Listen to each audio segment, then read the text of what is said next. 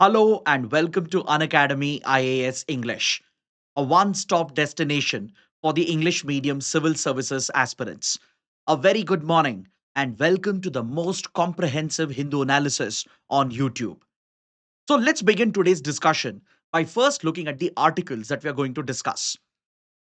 From the Delhi edition of the Hindu, I have chosen 10 important articles for a detailed and comprehensive analysis. We have four full length articles that are important both for prelims and mains, and few updates, and as well as few articles relevant for the prelims exam. So let's cover all these topics comprehensively in complete detail so that you don't have to go back and read the newspaper again.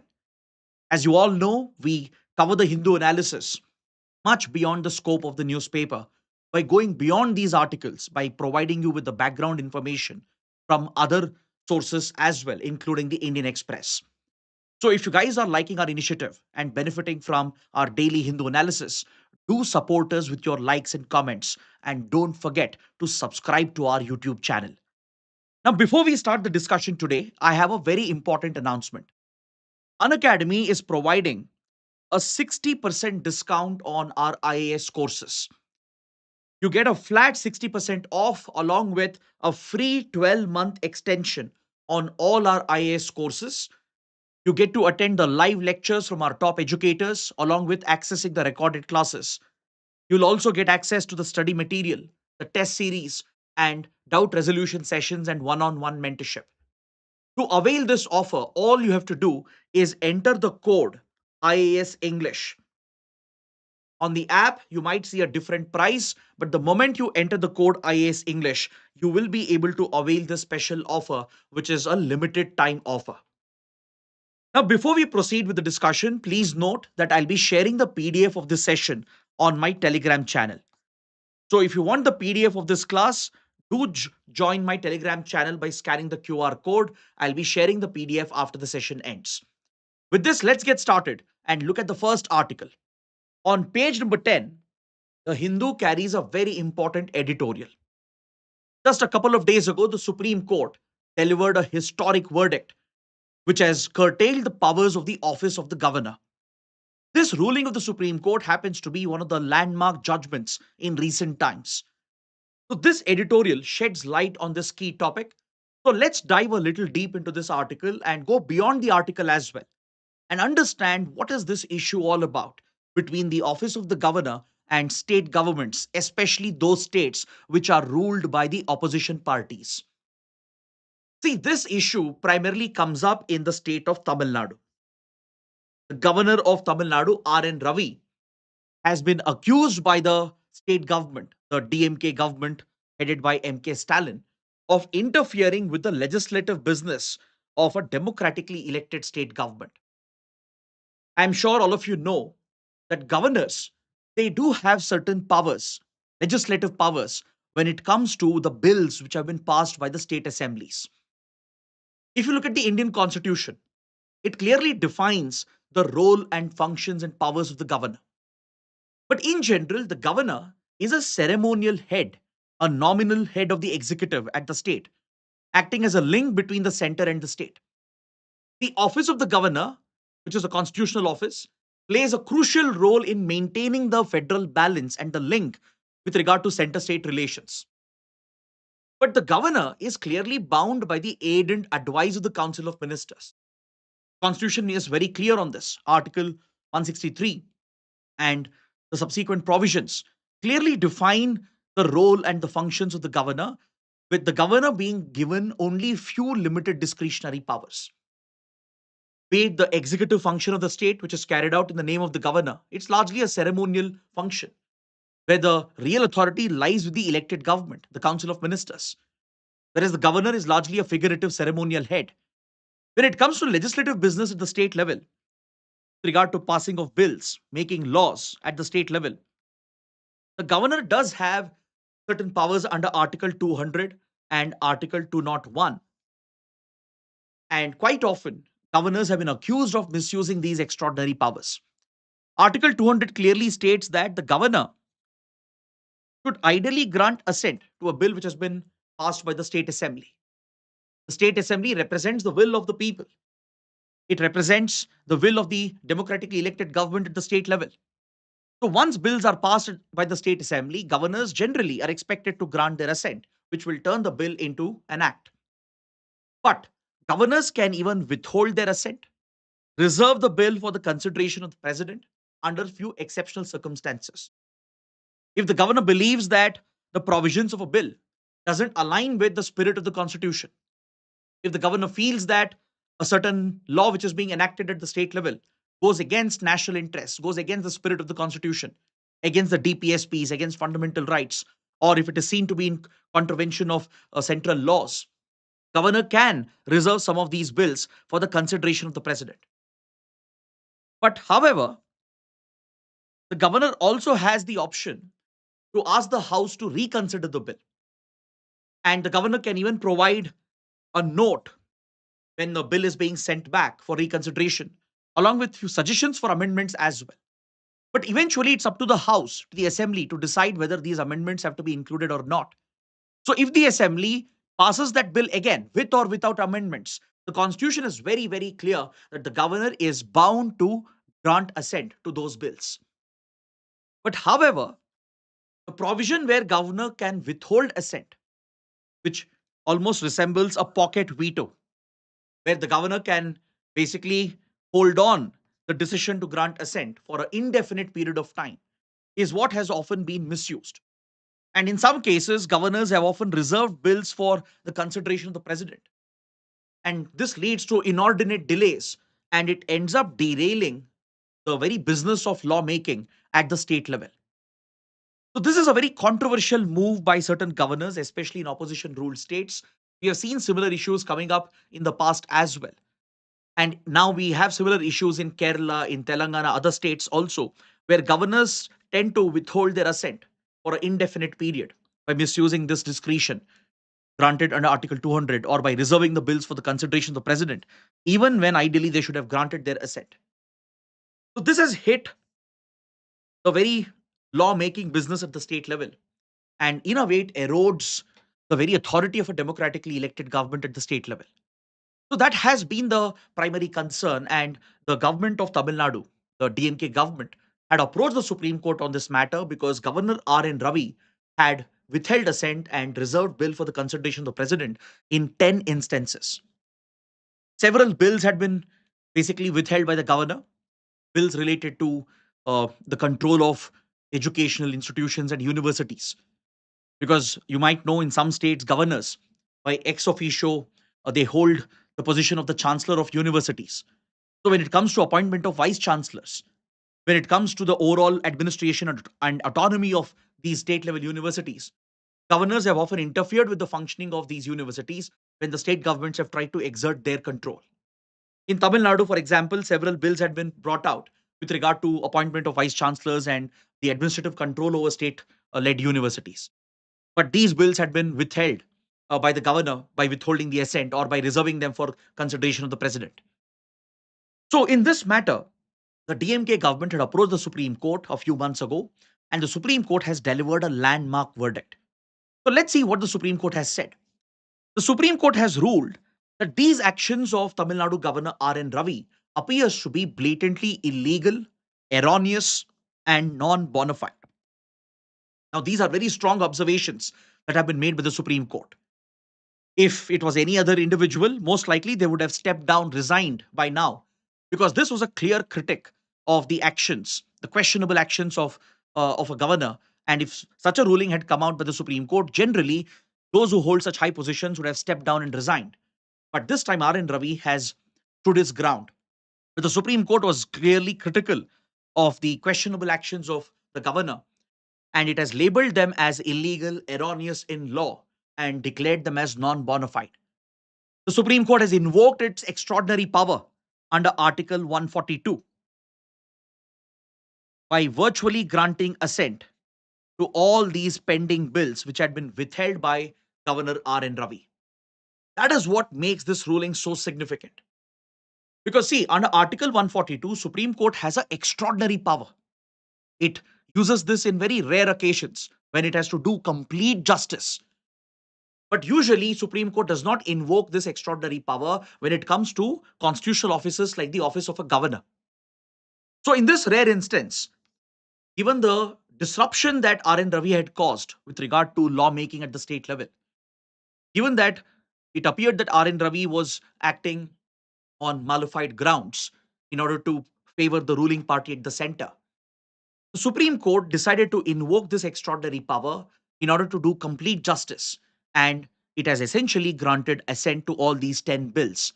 It has even set time limits for the governor when it comes to withholding their assent for a bill or when it comes to reserving a bill for the consideration of the president. See, this was one flaw with regard to Article 200 and 201. They did not specify a time limit. That is what allowed the governor sometimes to exercise what we call as a pocket veto, where they could simply withhold the assent and not grant their assent, thus basically delaying and deliberately intervening with the legislating or the lawmaking process at the state level. Now, the Supreme Court has set clear time limits in this historic verdict. The Supreme Court has set a time limit of 1 month to 3 months,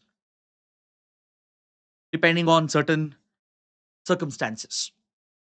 If if the governor believes that the Council of Ministers are acting in a contrarian manner to his advice on a certain bill, the governor shall make reservation of such a bill for president's consideration and decide upon this within a maximum period of 3 months. And if, let's say, the House has reconsidered the bill and they have passed it again with or without amendments, then the governor is now bound to pass the bill, essentially grant the assent to the bill within a maximum time period of 1 month. Because Constitution was very clear, the founding fathers were very clear that governor has no discretion here when it comes to lawmaking at the state level. It's the domain of the legislative, the elected representatives of the people, to exercise the will of the people and accordingly pass laws. Governors they do not have such discretionary powers over here. The Constitution never envisioned that. In fact, even in previous rulings, which I'm going to discuss in a short while, the Supreme Court has made it clear that in most cases, governor is bound by the aid and advice of the Council of Ministers. The discretionary powers of the governor is very, very limited. And the governor is expected to function as a friend, philosopher, and guide to the state government and not act as an agent of the center. The governor should shed the political bias and affiliation. And the governor should never be seen to be favoring the center against the opposition ruled states. But we have seen this time and again. So now the Supreme Court has stepped in and clearly set time limits when it comes to withholding assent and reserving bill for the consideration of the president. So this significant change will have a long lasting impact on center state relations. This decision of the Supreme Court is going to curb the usage of pocket veto by governors. It is going to alter the very nature of cooperative federalism. It is going to set the path for cooperative federalism, which will minimize the possibility of the central government interfering with the functioning of opposition ruled states. That is the significance of this verdict. Now, has the Supreme Court done this in the past as well? Has there been any past instances where the Supreme Court has curbed some of the powers of the governor, particularly the so called discretionary powers of the governor? The answer is yes. There are few cases in the past where the Supreme Court has time and again restricted and curbed some of the discretionary powers of the office of governor in order to ensure the smooth functioning of center state relations, in order to preserve the federal spirit of the Indian Constitution and to protect the autonomy of the state governments. For example, in 1974, in a landmark ruling, the Shamsher Singh case, the Supreme Court was very, very clear that governor is bound by the aid and advice of Council of Ministers as a rule and can only exercise any discretionary power as an exception. Then, if you look at the 2006 judgment in the Rameshwar Prasad versus Union of India, the Supreme Court held that individual opinion of the governor cannot be a ground, that alone cannot be a ground for imposing president's rule, which is indeed an extraordinary provision under Article 356. If president's rule has to be invoked based on the report of a governor, if the governor believes that the state's functioning cannot be carried out in accordance with the provisions of the Constitution, it does become a ground for declaring president's rule or proclaiming president's rule. But that alone cannot be the basis, is what the Supreme Court ruled in 2006 in the Rameshwar Prasad case. Then, if you look at the powers of remission and pardoning powers of the governor, where it appeared that some governors were taking political stands when it came to this important power, the Supreme Court in 2006 declared that this decision of the governor is subjected to judicial scrutiny. It's open to judicial review. The decision of a governor to grant pardon or the decision of governors on cases related to remission of prisoners, it is open to judicial review. Then, if you look at the Nabam Rebia case in 2016, popularly known as Arunachal Pradesh Assembly case, where the power of the governor with regard to summoning the house was under question. The Supreme Court clearly stated that power of the governor to summon the house is not solely vested with the governor. Because if you look at the constitution, it is the governor who summons, prorogues, dissolves the state assembly. But this is not a discretionary power of the governor. Governor is bound over here by the aid and advice of the Council of Ministers. But there have been instances where governors have refused to summon the house even after being directed by the Council of Ministers. We saw that happen in Arunachal Pradesh. We have seen that happen in Punjab as well, where governors have refused to summon the house despite being directed by the Council of Ministers headed by the Chief Minister. So this has been a blatant abuse and misuse of the office of the governor, where it appears that few governors have taken political sides, where they appear to be favoring the ruling party at the center in order to interfere with opposition ruled states. So there have been past instances where Supreme Court has curbed some of the discretionary powers of the governor, but this verdict, which was delivered a couple of days ago, where the Supreme Court has virtually granted assent to all the bills which were withheld by R.N. Ravi, which were placed aside for the reconsideration of the president. They have been virtually granted assent by invoking the special powers of Article 142. And the Supreme Court has set time limits now with regard to Article 200 and 201. So within a time frame of 1 to 3 months, governors are expected to grant assent. Supreme Court has made it clear that this can't be seen as a discretionary power. So this does have a significant impact on center-state relations. So the editorial also expects that R.N. Ravi will abide by what the Supreme Court has laid down. This has implications for similar cases which has come up in Kerala, Telangana, and in other states as well. And the editorial is hoping that the center will follow the spirit of cooperative federalism instead of unnecessarily interfering with opposition ruled states. So, based on this, let's take up a practice question. Setting a time limit on governor's legislative power to reserve a bill for president's consideration or withholding assent indefinitely was essential to preserve federalism. Evaluate this statement in the context of the recent Supreme Court judgment. Now, to write a good answer to this question, what you can do is first, you can set the context in the introduction. Maybe you can talk about governor's legislative powers as envisaged under the Constitution. Maybe give an introduction about that. Or you can even talk about the current events where governors have controversially withheld their assent for bills passed by the state assembly or reserved bills for the consideration of the president on political grounds. Even that can be a good introduction. So it's up to you. You can either talk about the legislative powers of the governor, which makes it slightly technical, which basically allows you to talk about the constitutional provisions over there, or you can talk about the current events in order to set the context for this answer. So once you set the context, then discuss what we covered in our explanation in the body. Talk about the powers of Article 200 and 201, how it has often been misused, how it's not a discretionary power for a governor to withhold assent, and the implications of the recent Supreme Court judgment, where the Supreme Court has essentially curbed this discretionary power and even set a time limit, and what will be the impact of this. So then conclude your answer by pointing out that governors are expected to promote smooth functioning of relations between center and state. You can state that governors are expected to be a friend, philosopher, and guide to the state government. They can't be seen as agents of the center. They can't be seen to be doing the bidding, the political bidding of the ruling party at the center to interfere with the functioning of opposition ruled state governments. So let's see how many of you can write a good answer to this question. Please drop your answers in the comment section so it can help other students as well. Now, before I take up the next article, I have another important announcement.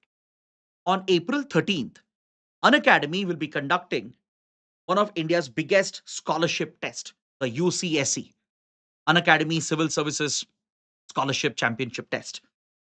Now, this gives you an opportunity to attempt full length question papers of GS and CSAT, and you stand a chance to win attractive scholarships up to almost 100% scholarship on our IAS courses, along with attractive rewards, which includes IPL box tickets and various attractive gadgets. Those interested, please make use of this opportunity. You can register by using the link provided in the video description below. Now, let's look at the next article. We have a very important column written by M.K. Narayanan. M.K. Narayanan was the former director of Intelligence Bureau, a former national security advisor, and also served as the former governor of West Bengal. So M.K. Narayanan brings his expertise in the field of espionage, geopolitics, and diplomacy.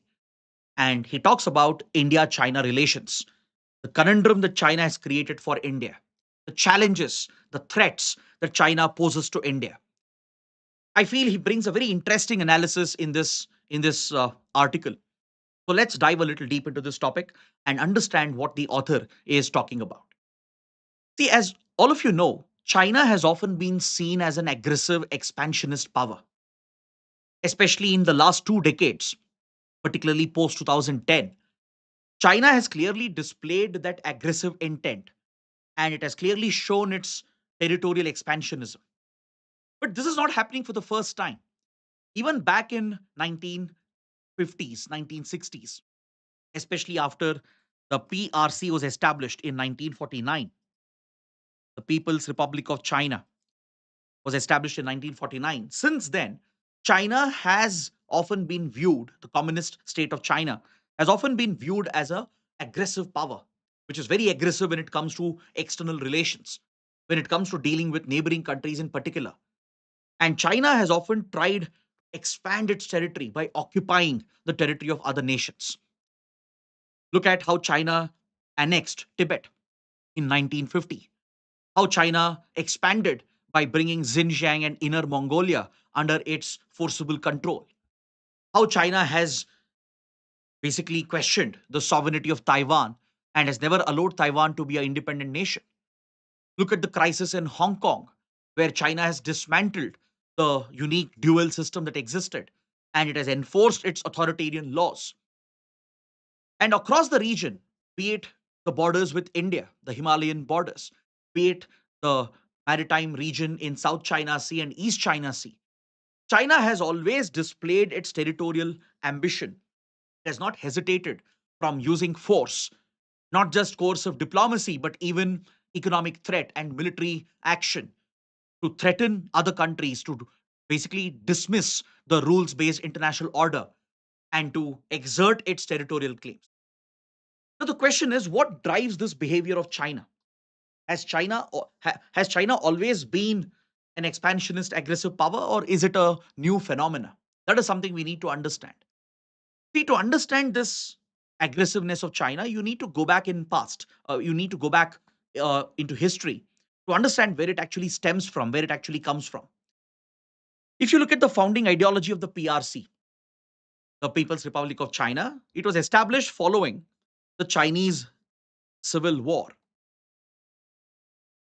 where the Communist Party of China, under the leadership of Mao Zedong, managed to topple the then Republic of China.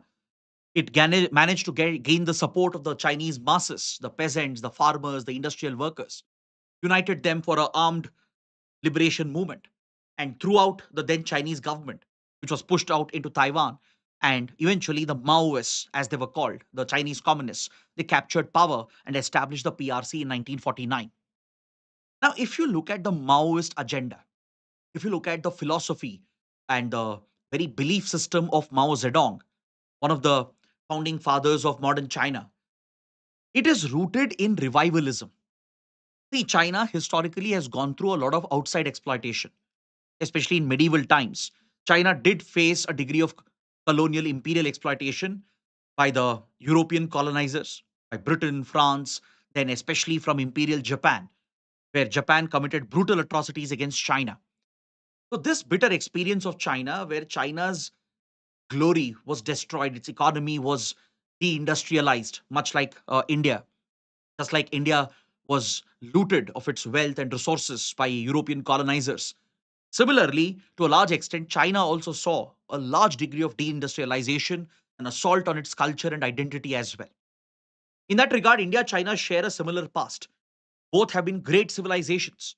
One point, the Indian and Chinese civilizations were the greatest that dominated the global economy, that led scientific advancements. But outside exploitation, especially the colonial imperial exploitation, is what destroyed the ancient advances of both India and China. So in China, there was a sense in early 1900s that China's glory had been destroyed. The glory of the Ming dynasty, the Song dynasty, the Qing dynasty had been destroyed by the outsiders, by outside powers like Japan, Britain, and others. This led to a sense of insecurity amongst the Chinese. So when Republic of China was in power in early 1900s, it was believed that the Chinese elites, the ruling class, they did not care about the suffering of the masses. Because on one hand, China's agriculture and industry had been destroyed by outside exploitation, plus China's pride and glory and identity had been compromised. So the masses had this sense of insecurity, a sense of disillusionment that the ruling class, the ruling elites did not care about them.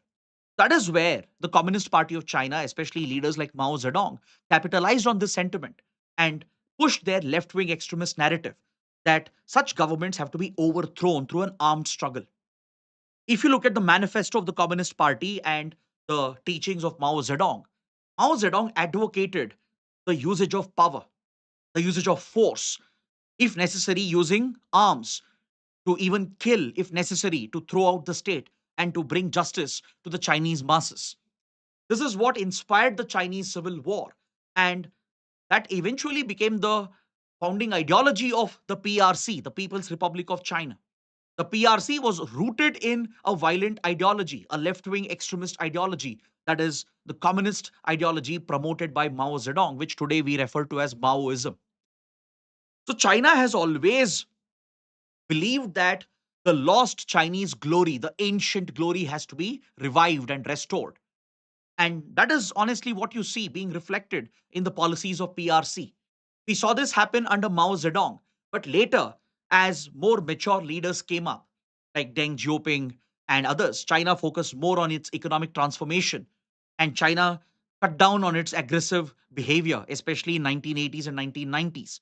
Particularly in early 2000, under leaders like Hu Jintao, China adopted a more moderate approach. And that is the reason why India's relations actually improved with China under Prime Minister Manmohan Singh, Prime Minister Atal Bihari Vajpayee. We saw a big improvement in India China relations. The tensions went down because China was focusing more on its economic growth.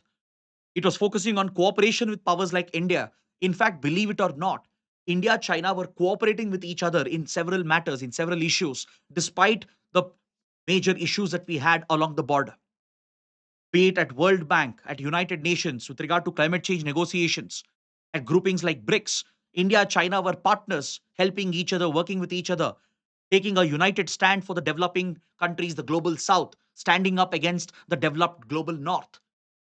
But today, things have changed. With the arrival of Xi Jinping, especially from 2013, Xi Jinping has brought back that revivalist tendency, the revivalist philosophy of Mao Zedong.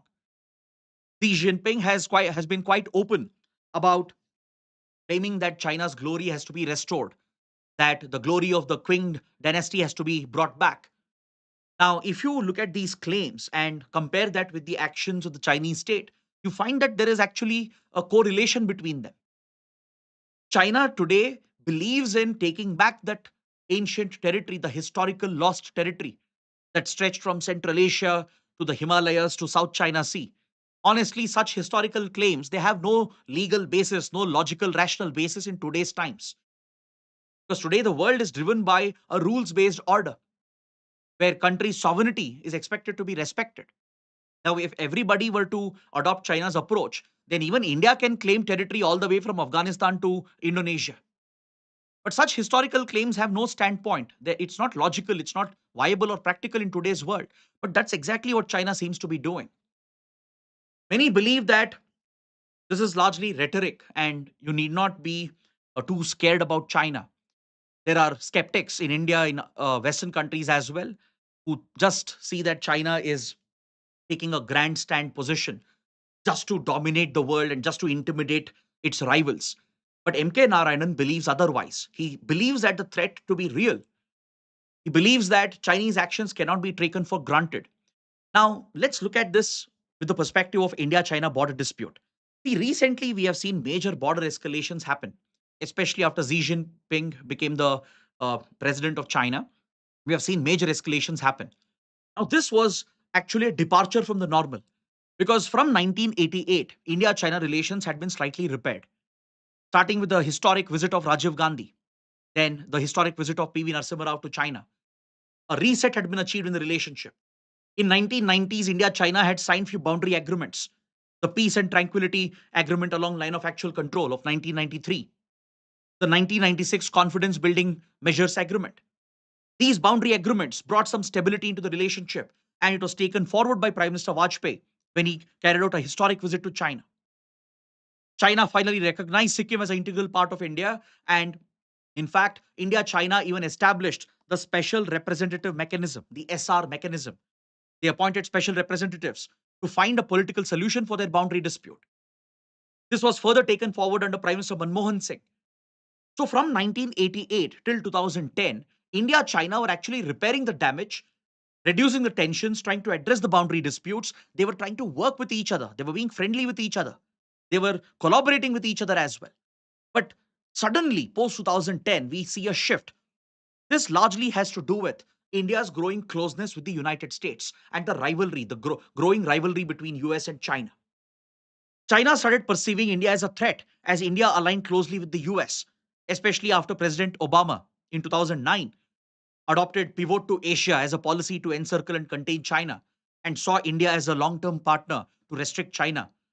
China started believing that India was an ally, a puppet of the US, though India has an independent foreign policy. Xi Jinping took this one step ahead and started escalating the border tensions one by one. In 2013, we had clashes at Demchok. In another few months, we had clashes at Depsang Plain. Then we had the major Doklam standoff involving Bhutan in 2017 and the Galwan clashes and the Ladakh crisis in 2020. These repeated border standoffs has escalated the tensions, and this is not a one-off event. According to MK Narayanan, these were not just some tactical mistakes on the ground, but rather these were strategic, calculated policies by China to push India back, to dominate over India, not just to push India away from the US, but also to exert China's domination, to exert China's expansionist, aggressive vision of regaining the lost territories. So, this is where the writer warns India to not be complacent. Because, see, recently we have resolved these boundary disputes, at least for the time being, with a de escalation which has been achieved. Just few months ago, Prime Minister Modi met with Xi Jinping at the BRICS summit in Kazan in Russia. And both sides have announced a de escalation of the tensions. They have disengaged their troops, they have restored normal patrolling. But the writer is warning that these agreements are limited to restoration of normal patrolling. It does not take away the nature of the boundary dispute. The boundary dispute across the Himalayan border from Ladakh to Arunachal Pradesh remains as it is. China has not given up its claims over Arunachal Pradesh. China keeps referring to Arunachal Pradesh as South Tibet. Chinese incursions can even recur. China might have made few commitments now, but China might go back to its old habit of poking India, deliberately instigating India. And this could even lead to bigger conflicts in the future, according to the writer. See, China has often said that India China are two large giants, Asian giants. In fact, Chinese Defense Ministry, Foreign Ministry, they've always issued statements saying that the Chinese dragon and the Indian elephant have to dance together to stabilize Asia and the world. It sounds very fanciful.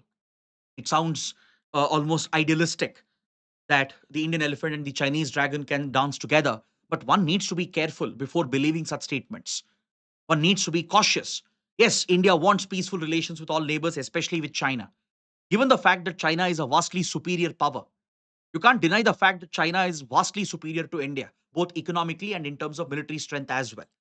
The last thing India wants with China is a conflict, is a confrontation. So, to avoid confrontation, India needs to be prepared because you can't trust what China says, what China promises, what China commits. There is a historical pattern, a precedent that China has established, especially when it follows this expansionist aggressive behavior. Now, the writer actually provides a very insightful analysis by comparing the defense preparedness of India and China. He takes a comparative view of India's defense budget with China's defense budget. Recently, I don't know if you know this, China has increased its defense spending by 7.2% compared to last year's defense budget. China's defense budget is already more than 3 times India's defense expenditure. So India has a lot of catching up to do. If someone thinks India, China are equal powers, please remember that that's a misconception. You need to acknowledge the reality. The reality is that China is a vastly superior power to India. Economically, China is vastly superior to India, and as well as in terms of military strength. China has been consistently expanding its nuclear stockpile.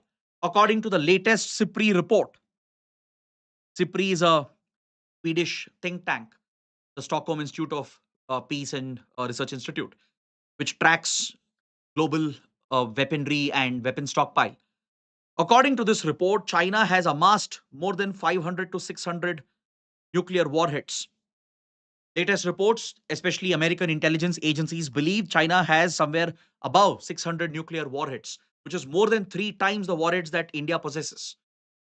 In terms of conventional military strength, be it the standing army, the armaments present with the Indian Army and the Chinese People Liberation Army, or if you compare the two navies or the Air Force of India and China, there is a vast difference in terms of technology, in terms of capabilities, in terms of resources available to them. So any future confrontation will clearly give China an edge. China will always have an edge over India in terms of any military conflict. And don't forget the technological advances China has made. You can't deny the fact that China today is a global leader in cyber warfare, in AI technology, in quantum computing, which is being deployed in the battlefield. There are assessments, intelligence reports, which clearly point out the level of emerging technology which has been already adopted on the battlefield by Chinese armed forces. They are deploying advanced AI tools in the battlefield, while we are many, many steps behind in this domain. China has truly developed a networked digital battlefield. It has become a pioneer in military satellites. It has pioneered network centric warfare. It has been using predictive analysis, data mining tools, and even AI enabled decision making systems to support military commanders. China clearly has a technological advantage over India. And also, don't forget how China has been encircling India in our own neighborhood. India looks at our neighborhood as our traditional backyard, be it the South Asia region or the Indian Ocean region. This has been India's traditional backyard. But China seems to be taking over our traditional backyard. From Sri Lanka to Maldives, from Nepal to Pakistan to Myanmar to Bangladesh. Recently, the developments in Bangladesh is of great concern for us. After Sheikh Hasina's government was toppled, China's interim leader, Mohammad Yunus, recently carried out a successful visit to China and he made a controversial statement. Mohammad Yunus said that Bangladesh is the great protector of the oceans, the guardian of the Indian Ocean, and it urged China to use Bangladeshi ports like Chittagong and Mongla port to improve trade with Northeast India. Bangladesh was trying to project itself as a gateway to India for Chinese investments. That is something that raised alarm for India because India has often resisted any such Chinese intervention in our backyard. So these developments are indeed a matter of concern for us. Also, see what's happening in Myanmar, the civil war situation, and the role China has to uh, play with regard the kind of influence China exerts in Myanmar, or be it China's influence in Sri Lanka and Maldives. These are matters of serious concern for India. That's why the writer is urging India to not be complacent, to not be basically pushed off its casual approach. Because you can't trust these agreements, whatever promises have been made by China, China might go back on them. At the same time, we can't end up relying only on American guarantees. Yes, India has done quite well in getting closer to the US. The US has provided advanced military support to India, but it's not a guarantee that US will come to India's support and aid if at all there is a military confrontation in the future between India and China. Now, we are seeing similar challenges from China even in Africa, in West Asia as well. For example, look at energy security. China is already dominating the world. Look at China's control over critical minerals and the global supply chains, and even in the nuclear energy sector. Look at China's dominating position in Africa. India has been caught behind, where China has taken a leap ahead of India, be it in accessing African resources or exerting economic and diplomatic and military influence in Africa. So, all across the board, India is way behind the curve when it comes to China. And that's why the writer is urging India to take appropriate steps, to not be complacent when it comes to dealing with Beijing, because China will not stop being an expansionist, aggressive power. It is in China's history, China's past, and ideology to remain an aggressive power as long as it remains an authoritarian communist state. As long as leaders like Xi Jinping remain in power, China cannot be taken for granted. That is a stark warning by the former National Security Advisor of India. Now, let's look at another important article on page 12 that examines a bill which has been passed with the parliament. The Protection of Interests in Aircraft Objects Bill 2025. This is a new bill which can transform the civil aviation industry in the country. It can help resolve some of the issues which are affecting civil aviation in India. As all of you know, civil aviation sector has really taken off. If you look at Indian airlines such as Indigo or Air India, they are very bullish, ambitious about India's domestic and international airline market. They have placed some of the biggest orders for aircrafts in the world. We are looking at a massive expansion of civil aviation in the country, with expansion of airports, with more aircrafts being leased by foreign companies to Indian airlines to operate them in the Indian sector. But however, these companies which rent out aircraft or aircraft equipment, they have a long standing concern and a demand. Now, let me explain how the civil aviation industry works in order to understand this article. See, the civil aviation industry is a very capital intensive industry, requires enormous investments. Now, don't think airlines own and control all the aircraft and equipment that they operate. Some airlines, they do buy some aircraft for their own. They have complete ownership and control over few aircraft and equipment. But most times, in order to reduce the cost, what they do is they lease or rent aircraft, engines, and equipment from other companies. There are dedicated aviation companies, especially foreign companies with an international presence. They specialize in renting out aircraft, in giving aircraft on lease, in giving aircraft engines on lease. So most airlines, what they do to reduce their overall cost of operation and the overhead expenditure, they often lease aircraft from others, rent it out from others. They do buy some aircraft for their own, right? They do own some aircraft and equipment, but generally smaller airlines, even sometimes large airline companies, they don't own all the aircraft. Let's say a company like Air India or Indigo or let's say Southwest Airlines or Lufthansa, you might think these are massive companies. Yes, they are massive companies, but they don't own all the aircraft they have. Sometimes, for operational reasons, for business reasons, what they do, they lease aircraft from others, from the leasing companies, and they actually owe payments to them. It's just like how you lease property or rent property, and you have to pay certain amount of lease or rent to the tenant, to the landlord as a tenant. Similarly, airline companies operate on this business model where leasing is a big part of the civil aviation industry. But what happens if this airline company closes down? What if the airline company runs into a loss? What if it can't basically make the payments for those who have leased aircraft and equipment to this airline? Who will pay for them? What if this company shuts down, goes bankrupt? Who will clear the dues, and how will that company, which actually owns the aircraft and equipment, get control back over its assets? This has been a big question in the civil aviation industry. To resolve this, a global treaty was adopted. In the year 2000, the United Nations began negotiations for an international treaty through its aviation watchdog, through its one of its specialized agency, the International Civil Aviation Organization. Finally, in the year 2001, the Cape Town Convention and Protocol was worked out and adopted by the International Civil Aviation Organization to deal with the leasing industry to set international standards so that the interests of these leasing companies can be protected, even if airlines were to shut down. If airlines were not making payments for the aircraft and equipment they have leased, in such cases, international standards were laid down as to how the interests of the leasing company will be protected. India also became a signatory to this convention and protocol in 2008. 7 years after the convention, the treaty was brought out. India became a signatory to the Cape Town Convention and Protocol, and we were expected to standardize our regulation and bring it on par with the international standards. But unfortunately, this did not happen in India. Though we were a signatory, we did not adopt and implement all the international standards. We have seen in recent cases where major airlines they shut down, they went bankrupt, their operations came to a halt. They owed millions of dollars to some of the leasing companies for the aircraft and engines and components they had rented and leased, but they never paid them back.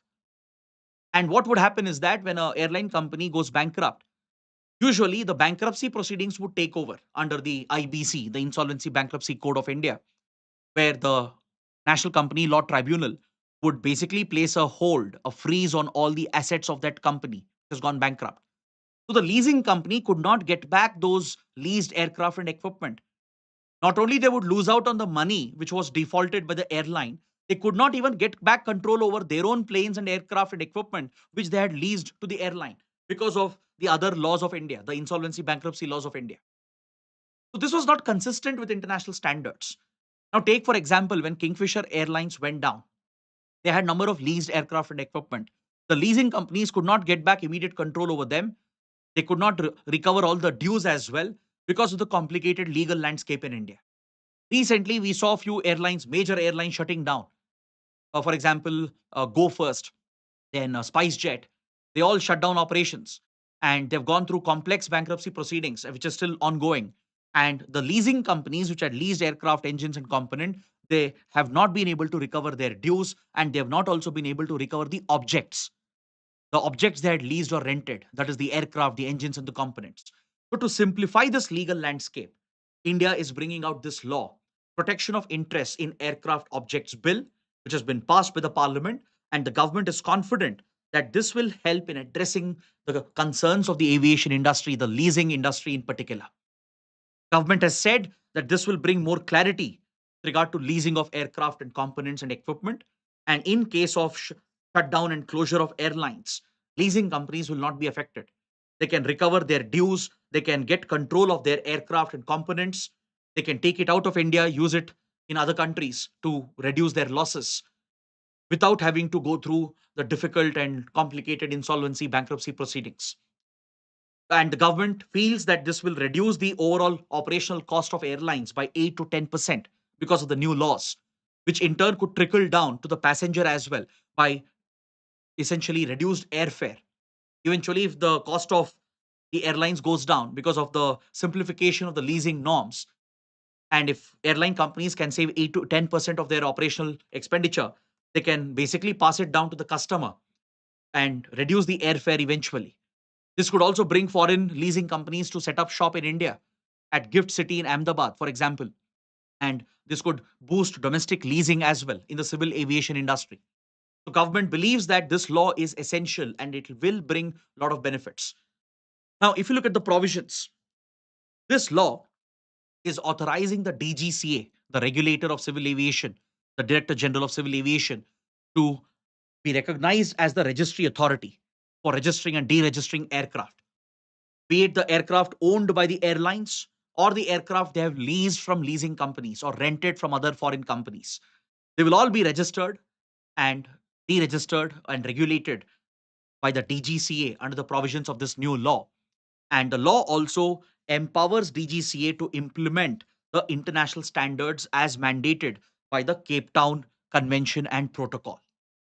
It also lays down few obligations for the airline companies. For example, with regard to the payments, if they basically default on the payments to the leasing companies and how they should report their accounts, there are certain obligations being placed on these airline companies, airline operators, so that the interests of leasing companies can be protected. Is that clear? It also has a overriding effect. any other laws which are in contravention of this new law which is being proposed, right? The new provisions will prevail over the older laws. So even if insolvency bankruptcy proceedings are going on under IBC code, if seized aircraft and components are seized and frozen in India, those provisions will be overridden by the new bill, and leasing companies can gain back control over their aircraft and equipment. For example, many foreign leasing companies have not been able to gain control over the leased aircraft which they had given to Gophers, SpiceJet, and Kingfisher Airlines, which have been stuck in India. These leasing companies are now paying for the parking charge and the airport charges since these airlines have shut down. So, to ensure that fairness is maintained in the industry and the interest of leasing industry is protected, this law is being pushed. But however, there are some concerns as well. The industry is quite optimistic about the law. Civil aviation experts from the leasing industry are very optimistic that this law will transform the civil aviation landscape. But however, there are serious concerns because, see, when it comes to India, enforcement has always been a challenge. Over regulation has also been a concern because now companies will have to comply with new rules, new laws under this bill. This could complicate operations for airlines. It could complicate operations and even the cost for the leasing companies, as they will be obliged to follow the new guidelines, new regulations. They're also worried about the tax implications given the unpredictable tax environment in the country. So, all these concerns have been raised by the industry experts and leaders.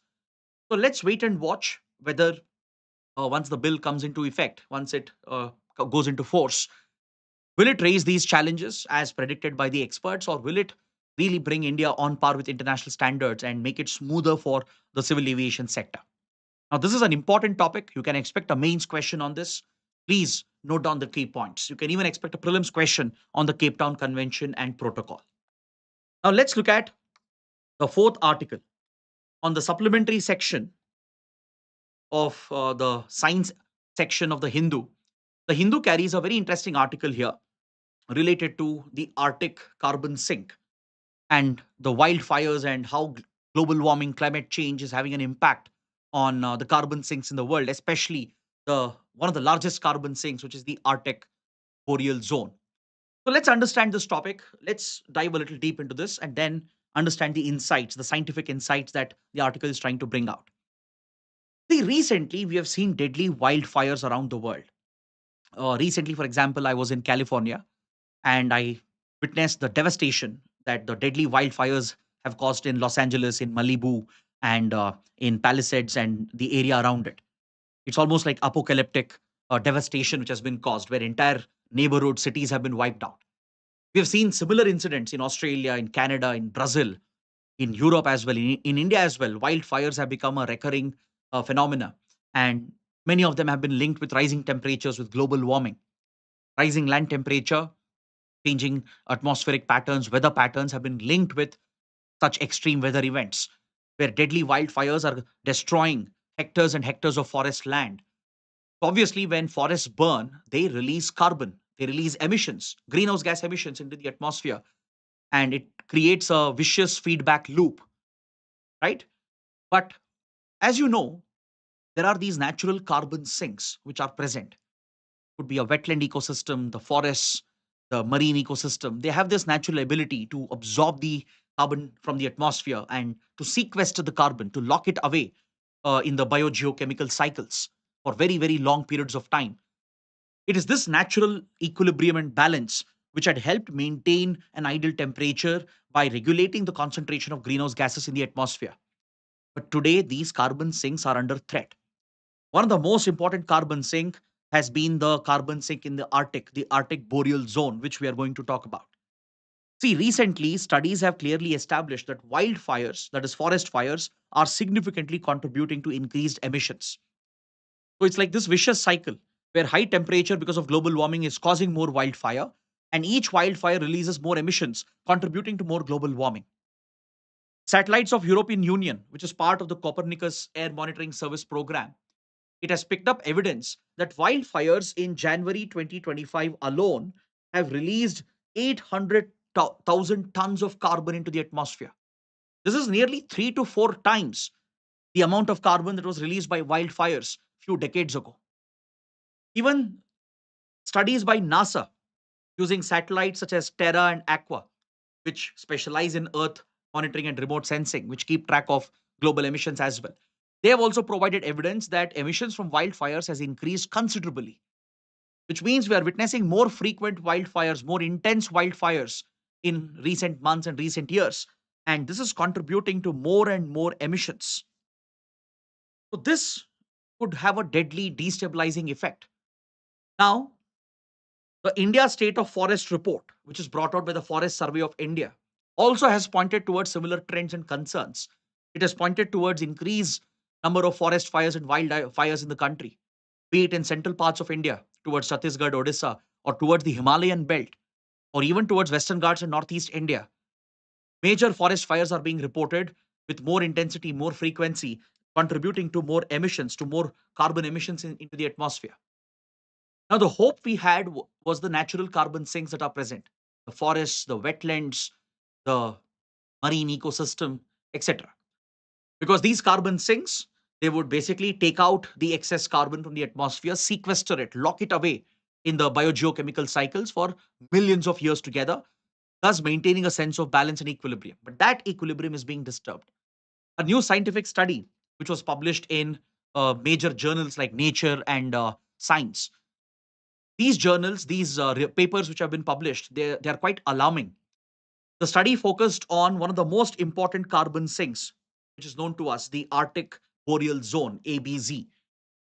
In the Arctic Circle, right, you have these wetlands, you have these natural biome, one of the largest biome of coniferous trees, which happens to be the world's largest land-based biome. It was considered to be one of the largest carbon sinks in the world, which was taking out the excess carbon, locking it away and sequestering it and locking it in the permafrost. Because as the coniferous trees and the wetland species, they would absorb the carbon through photosynthesis and lock it away in the organic matter, right? Eventually, the carbon would get locked in the permafrost region of the Arctic, of the polar area, and it would not be released back into the atmosphere for another few million years.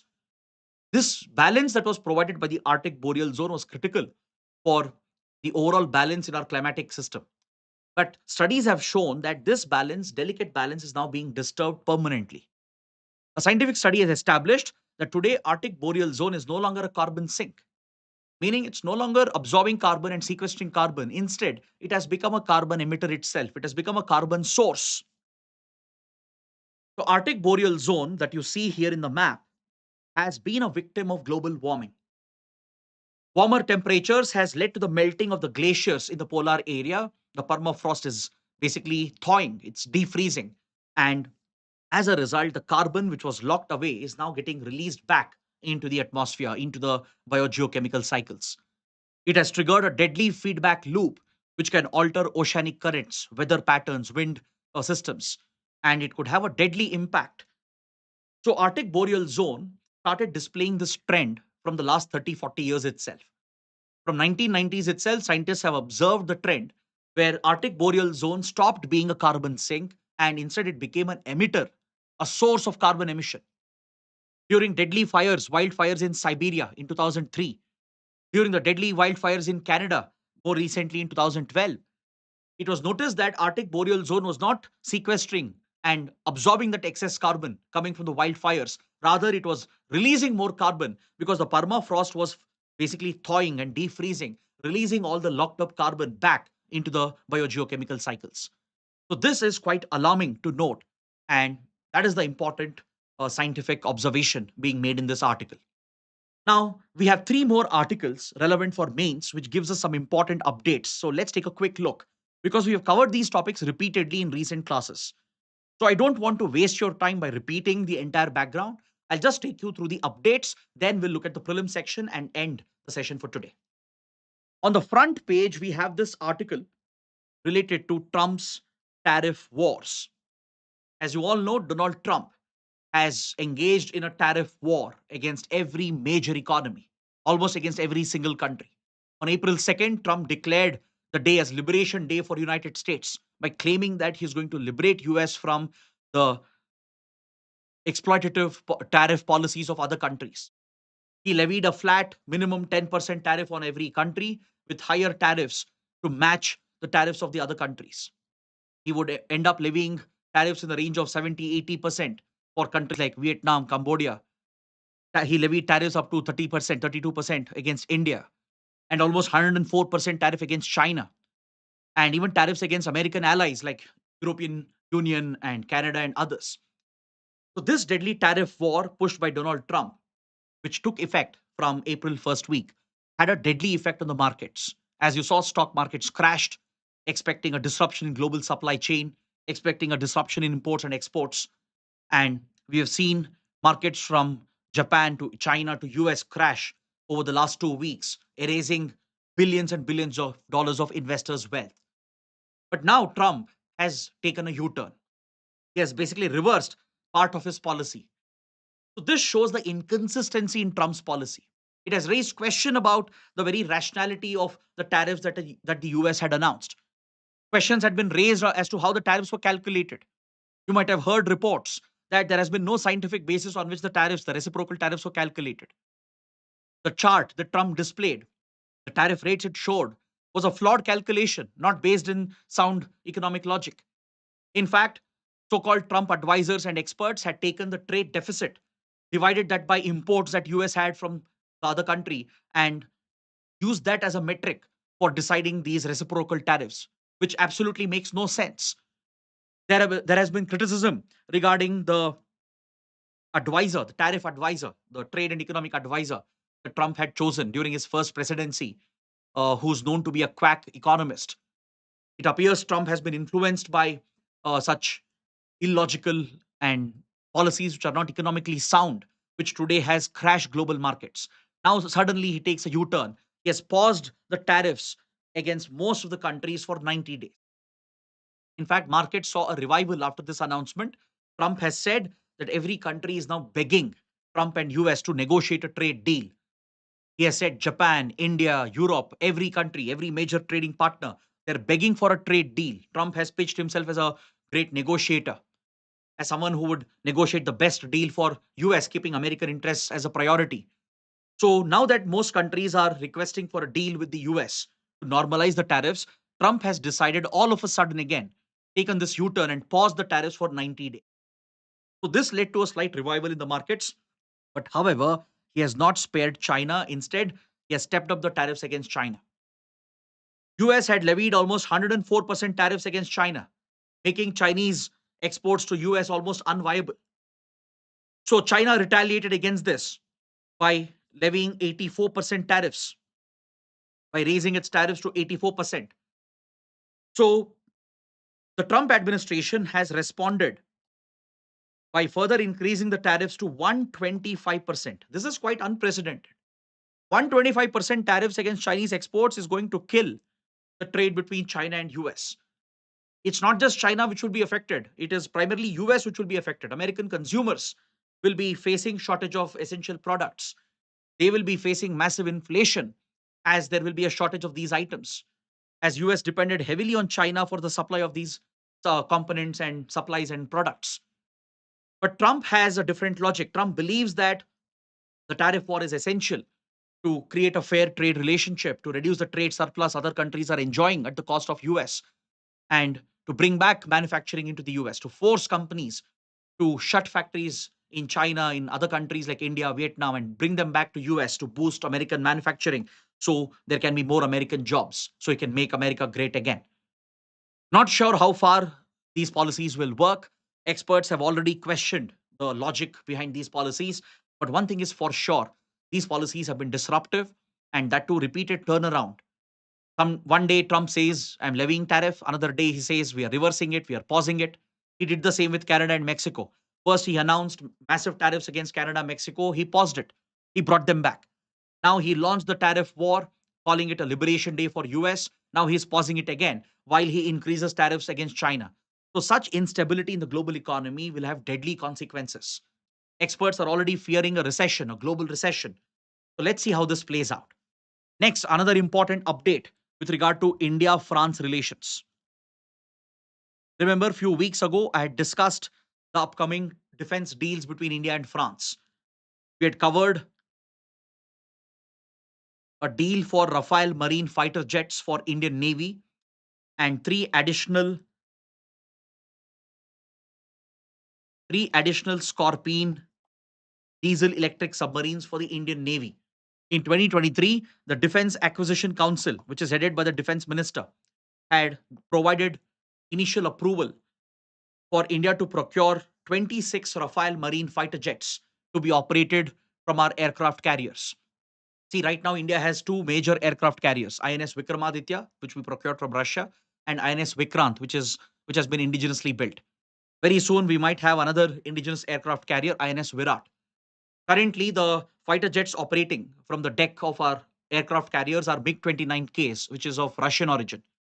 So Indian Navy will be decommissioning them very soon. We need replacements for the MiG-29K, and Rafale Marine has been chosen as the alternative. So Defense Acquisition Council had approved the deal. Now the highest committee in the field of security, Cabinet Committee on Security, which is chaired by the Prime Minister of India, which includes all the top cabinet ministers, including the Defense Minister, Home Minister, External Affairs Minister, and Finance Minister. This is one of the most powerful cabinet committees chaired by the PM. The Cabinet Committee on Security has granted the final go ahead, the final approval to sign the deal with France to procure 26 Rafale marine fighter jets for Indian Navy. 22 will be single-seater fighter jets, which will operate from our aircraft carriers, INS Vikramaditya and Vikrant. 4 will be twin-seater fighter jets for training purposes. Is that clear?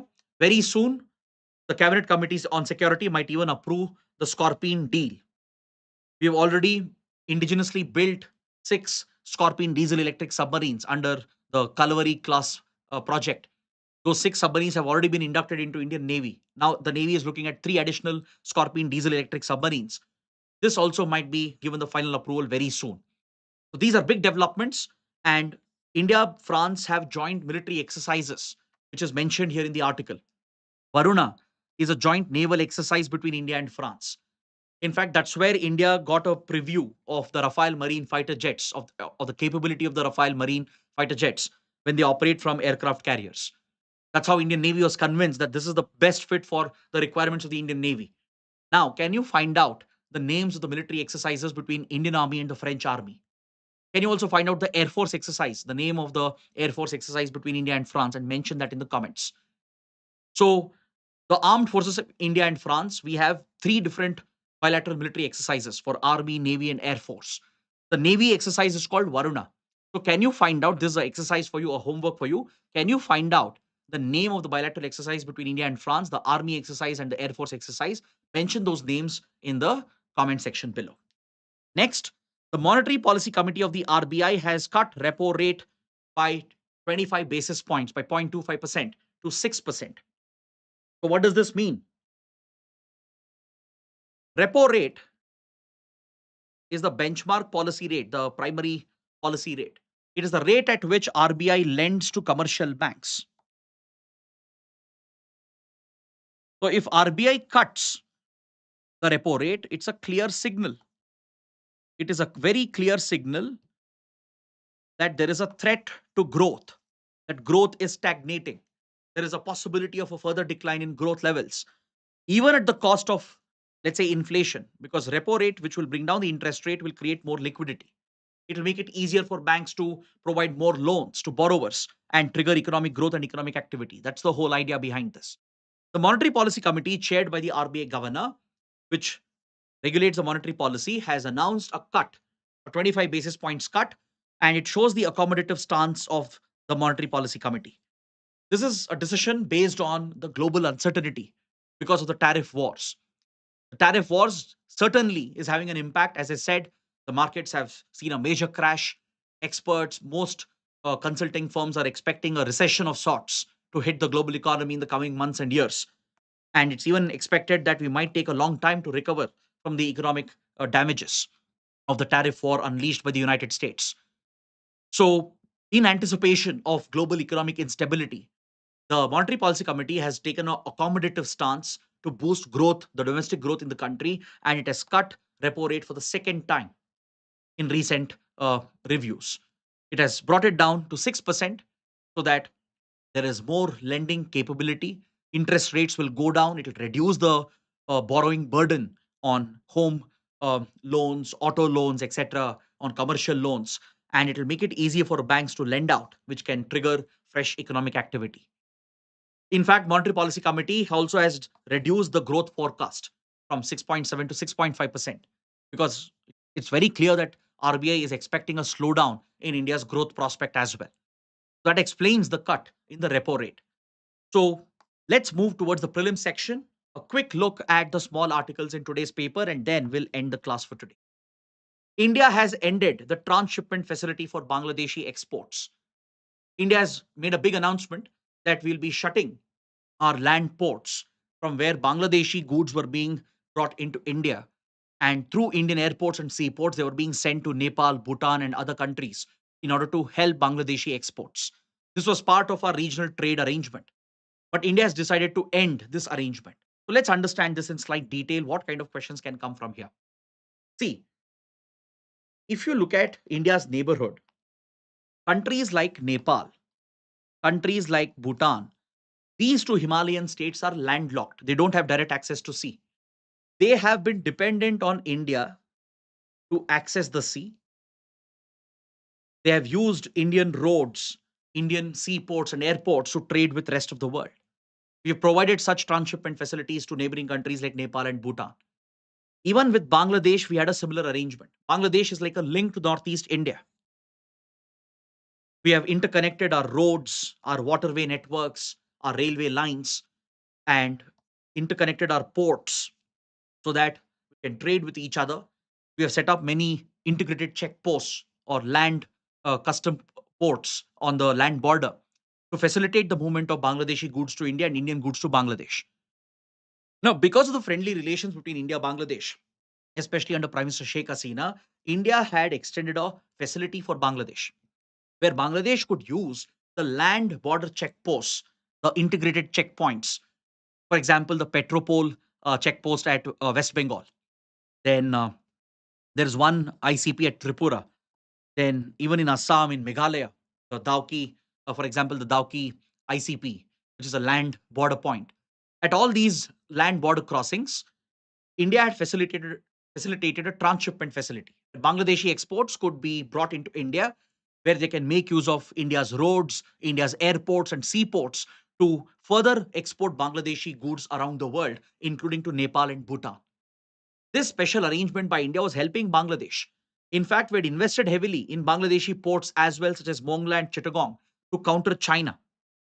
Because traditionally, China has been a major player in the port projects in the region. In fact, Chittagong Port, the Chittagong Port, as it is called, was seen to be part of China's string of pearls strategy to encircle and contain India. So there has been active India-China competition when it comes to Bangladeshi ports like Mongla and Chittagong. So to undercut Chinese role and to promote India as a major regional power, we worked with Bangladesh, interlinking our transport networks and infrastructure and enabling Bangladeshi exports through our port facilities. Now, India has decided to suspend this arrangement. Why?